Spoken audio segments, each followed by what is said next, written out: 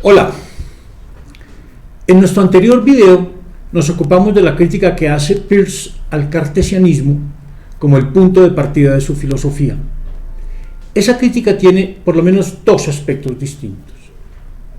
El primero, que podríamos llamar analítico y destructivo, consiste en establecer si determinadas facultades que nos atribuimos como hombres son ciertas o no. Es decir, si realmente tenemos, por ejemplo, capacidad de introspección, o tenemos un poder de intuición, o si podemos pensar algo sin signos. Evidentemente, las respuestas de Peirce a estas preguntas serán negativas. La segunda parte de la crítica consistirá en establecer las consecuencias que se siguen de establecer cuatro incapacidades fundamentales, como las derivadas del análisis previo. Peirce desarrolló este trabajo crítico en dos textos escritos en 1868, Cuestiones acerca de ciertas facultades atribuidas al hombre y algunas consecuencias de cuatro incapacidades. En el primero examina las cuatro cuestiones básicas, y en el segundo extrae las consecuencias que se siguen de la crítica previa. Empecemos por ver cuáles eran tales cuestiones. La primera cuestión que se plantea Peirce es si los hombres tenemos una capacidad de introspección, y si ese fuera el caso, ¿en qué consistiría? En segundo término, está la pregunta por si tenemos una capacidad de intuición, o si más bien toda cognición está siempre determinada lógicamente por cogniciones previas. En tercer término, está el problema de si tenemos la capacidad de pensar sin signos, o si todo el pensamiento humano recurre a signos, un tema que ya había examinado San Agustín en su diálogo de Magistro.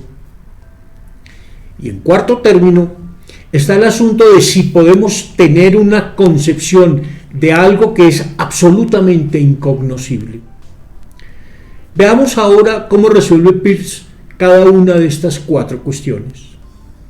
No entraré en mayores detalles, puesto que cada uno puede leer el texto por su cuenta y comprender toda su argumentación por sí mismo. Me limitaré a señalar lo que considero más esencial desde mi propio punto de vista. Tenemos una capacidad de introspección. La introspección se refiere a la idea de mirar adentro, a la observación interior de los propios actos, estados de ánimo o estados de conciencia. Es claro que no hay un conocimiento directo del mundo interno, que es lo que se pretende con la introspección. Para Peirce, todo conocimiento que tengamos del mundo interno se ha construido razonando hipotéticamente a partir del conocimiento que tenemos de hechos externos. Por ejemplo, sabemos que alguien está triste o preocupado porque así lo inferimos de hechos externos, como estos: el ceño fruncido, el llanto, la sudoración, el comerse las uñas, etc. Este es un punto fundamental contra el cartesianismo, que es un ejercicio introspectivo, pues se trata de algo construido a partir de las meditaciones solitarias de un filósofo. Lo que quiere mostrar Peirce es que todo nuestro conocimiento del mundo interno se deriva de la observación e inferencia de hechos externos, lo cual se muestra de un modo muy sencillo. Aunque sensaciones como la de rojo están determinadas por condiciones internas, decir que algo es rojo es hacer una inferencia a partir de algo rojo. Igualmente, cuando alguien siente una emoción, por ejemplo, está bravo, eso no es un estado permanente provocado por una percepción interna, sino que tiene siempre relación con algo externo. qué fue lo que produjo su furia. Tiene que haber algún evento externo que la haya provocado. Cualquier emoción, dice Peirce, es una predicación concerniente a algún objeto. Un análisis semejante sería igualmente válido a propósito de emociones de carácter más bien estético y moral, como la ira, el dolor o la tristeza. Tampoco es necesario tener un poder de introspección para explicar cómo queremos algo o cómo preferimos unas cosas en vez de otras. No hay que inventarse una facultad que no se requiere para explicar estos fenómenos. No hay razón, dice Peirce, para presuponer un poder de introspección y, consecuentemente, la única manera de investigar una cuestión psicológica es por inferencia a partir de hechos externos.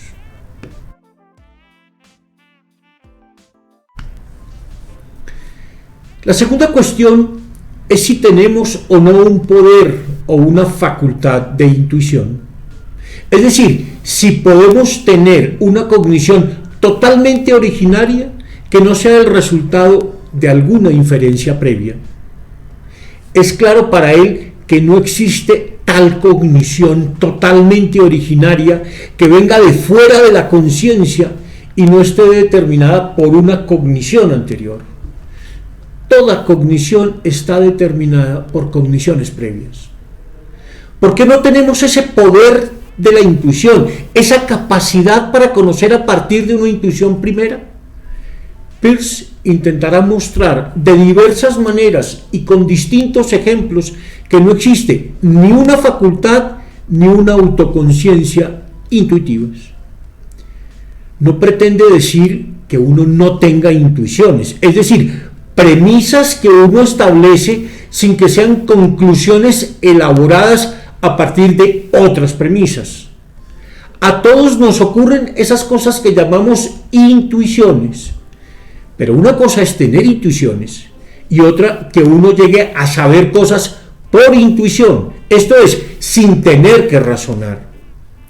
Podemos tener intuiciones, pero no tenemos una facultad de intuición, porque no tenemos cogniciones primeras, sino que toda cognición está lógicamente determinada por cogniciones previas. Y si no hay intuiciones primeras, es porque tampoco hay cogniciones primeras. Todas las cogniciones son de relaciones. ¿Por qué podemos estar tan seguros de la conclusión anterior? Siempre hemos intentado buscar alguna forma de cognición que no esté determinada por una cognición previa. Es decir, siempre hemos buscado un refugio último o alguna verdad primera en la cual nos sintamos seguros, una especie de cognición primera que sea totalmente incuestionable. ¿No era eso acaso lo que buscaba Descartes? Los medievales buscaban esta cognición primera en el recurso a la autoridad. Si lo dijo el filósofo, si lo dice la Biblia, pues así es, y ya no hay nada que agregar. Hay otros que creen encontrar esa cognición primera en lo que vemos de forma directa. Si lo vemos, es evidente. Y si es evidente, creemos que no lo hemos inferido de nada previo. Esto es lo que cree, por ejemplo, el testigo en un juicio, o el niño que ve ingenuamente lo que hace un mago, o el feligrés que ve a un predicador hacer milagros. Creemos que algo es así porque lo vemos allí, de modo inmediato. Tendemos a creer que existe algo así como una evidencia directa, y olvidamos que lo que muchas veces resulta más sospechoso es lo que inicialmente se nos presentó como un hecho evidente.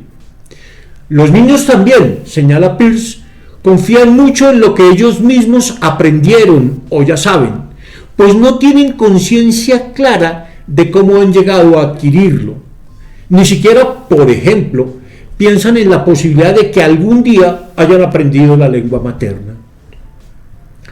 La verdad es que todo lo conocemos por inferencia, incluso lo que creemos haber visto de forma directa, incluso lo que aceptamos por autoridad, ni siquiera lo que parecería llegarnos de forma directa, por medio de sentidos como la vista o el oído, es una cognición primera.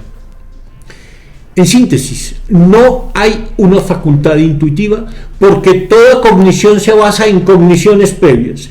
Y si no hay una facultad intuitiva, menos aún hay una autoconciencia intuitiva. Y ello en primer lugar, porque no accedemos a nuestro yo por intuición. La autoconciencia misma es algo más bien tardío, como han mostrado muy bien los estudios sobre psicología del desarrollo. Los niños pequeños, que ciertamente tienen procesos de pensamiento, llegan a la conciencia de su propio yo a través de otras cosas. Por ejemplo, a través de su cuerpo, que interactúa con otros cuerpos, a través de los objetos que manipula y con los que realiza diversas acciones, a través del lenguaje mismo y del intercambio conversacional, a través de los testimonios de otros e incluso de sus propios errores. Todos estos hechos son suficientes para explicar cómo se llega a la autoconciencia y por tanto no hay necesidad de recurrir a una facultad general de intuición.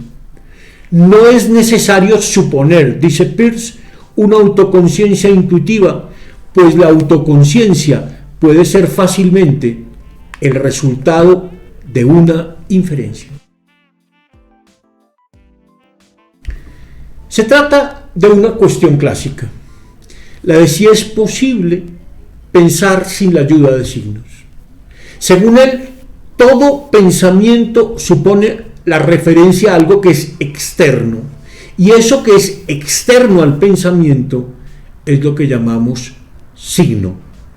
El único pensamiento que podemos conocer es, por tanto, el pensamiento en signos. A lo mejor haya un pensamiento sin signos, pero entonces ese ya no es el pensamiento humano. ¿Por qué no es posible pensar sin signos, según Peirce? La razón es elemental, porque no existe un pensamiento presígnico, sin signos. Puede que exista, y de hecho existe, un pensamiento prelingüístico, pero este también es sígnico, porque está hecho de señales, gestos, ademanes, etc. Y todas esas cosas son signos. Siempre que pensamos, dice Peirce, tenemos presente en la conciencia alguna sensación, imagen, concepción u otra representación que sirve como un signo. Cuando nos pensamos a nosotros mismos tal como somos en este momento, aparecemos como un signo. El pensamiento entonces no es algo que se da de forma puramente interna, no es algo que se da allá adentro, en la mente. Todo pensamiento requiere de algún tipo de soporte material, y ese soporte material del pensamiento es precisamente lo que llamamos signos. Si hay otro tipo de pensamiento, ignoramos en qué consiste, pues no es nuestro pensamiento.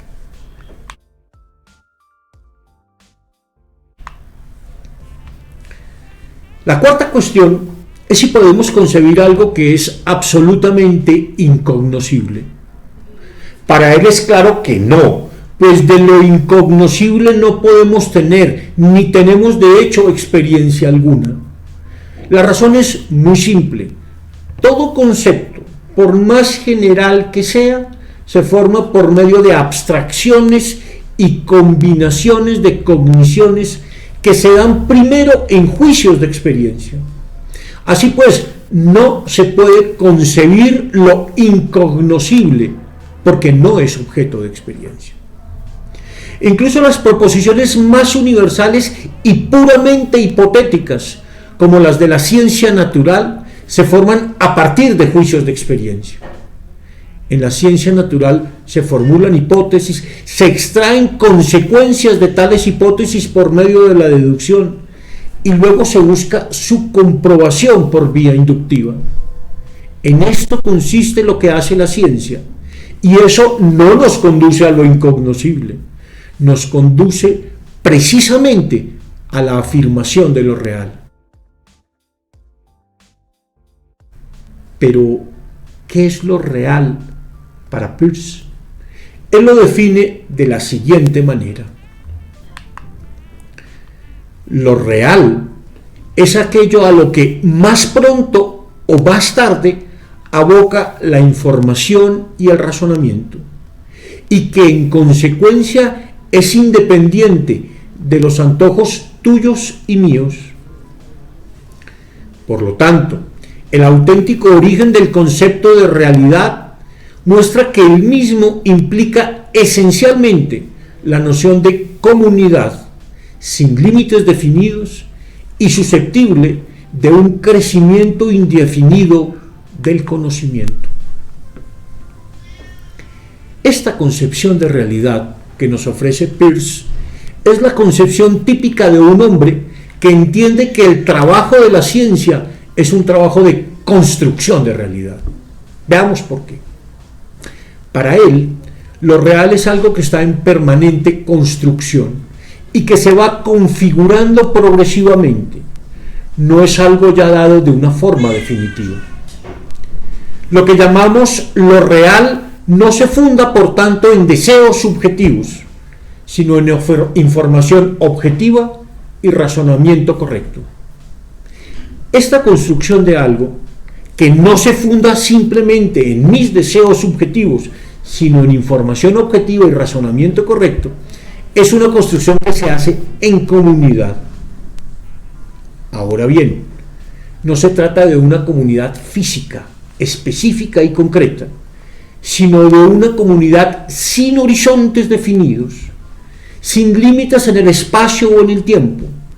Se trata de lo que Peirce llamará la comunidad de investigadores. Esta comunidad de investigadores es susceptible de un crecimiento indefinido en términos de conocimiento. Y vamos llegando con esto, de nuevo, al punto fundamental.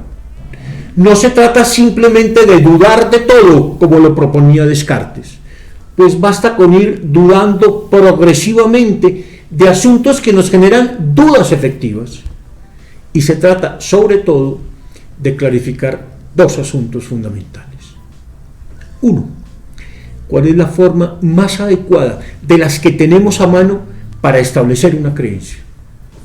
Y dos, ¿cómo podemos hacer más claras las ideas que producimos? Estas dos preguntas fundamentales, la pregunta por el establecimiento o fijación de las creencias y la pregunta por cómo hacer claras nuestras ideas, van a dar lugar a la filosofía más auténticamente norteamericana, el pragmatismo. A partir del próximo video nos ocuparemos de cómo Peirce va construyendo las bases del pensamiento pragmatista. Hasta pronto.